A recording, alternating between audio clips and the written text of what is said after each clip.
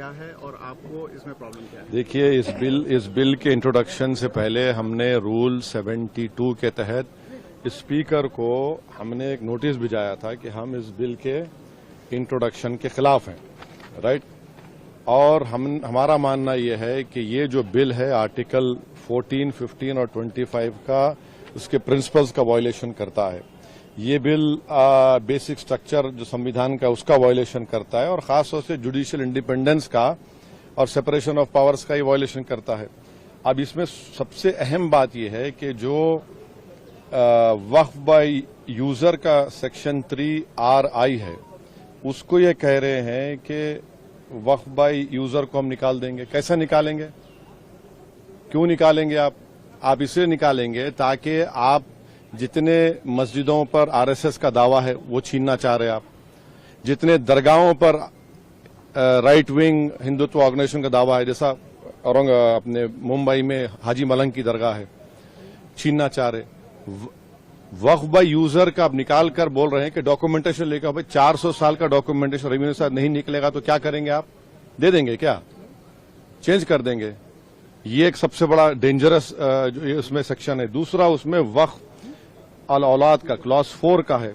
देखिए, भारत में जो कानून है ना, वो किसी को रोकता नहीं है कि वो अपनी प्रॉपर्टी को विल के जरिए डिस्पोज करे या किसी को गिफ्ट दे। तो वही कोई मुसलमान अगर अपनी औलाद के लिए ऑफ कर रहा है तो इनके पेट में दर्द क्यों हो रहा है? हिंदू एंडोमेंट बोर्ड में इजाजत है इसकी, सब जगह दूसरे गुरुद्वारा प्रबंधन कमेटी में इजाजत है, तो मुसलमानों के वक्फ बोर्ड में क्यों नहीं होगा? पांचवी बात यह है कि इसमें आप ये कह रहे हैं कि मुसलमान जो 5 साल उसके हो गए इस्लाम कबूल करके तभी वक्फ करेगा, ये फ्रीडम ऑफ रिलीजन का ग्रेव वायलेशन है। अच्छा, दूसरे रिलीजन को मानने वालों के लिए ऐसा कानून है? नहीं है। और आप कौन होते हुए तय करने वाले मुसलमान हुआ नहीं हुआ? 5 साल उसको रुकना चाहिए तभी जाकर, माने आप वेट करेंगे हैं?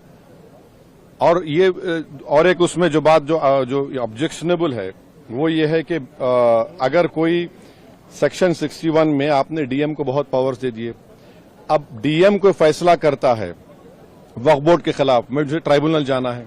अब ट्राइब्यूनल पहले क्या था, एक जज था, डिस्ट्रिक्ट जज, सीनियर सीजे अपॉइंट, और 2 लोग थे। अब कह रहे हैं कि ट्राइब्यूनल में 2 लोग होंगे, रिटायर्ड डिस्ट्रिक्ट जज और एक ऑफिसर होगा, क्या होगा वो, ज्वाइंट सेक्रेटरी रैंक का। कोई ज्वाइंट सेक्रेटरी रैंक का ऑफिसर बैठकर रिटायर्ड कलेक्टर के खिलाफ ऑर्डर देगा? तो ये खुद अच्छा, और एक बात, कलेक्टर कैसे जज बनेगा? फैसला भी वही करेगा, जज भी वही करेगा, ये प्रिंसिपल नेचुरल जस्टिस के खिलाफ है।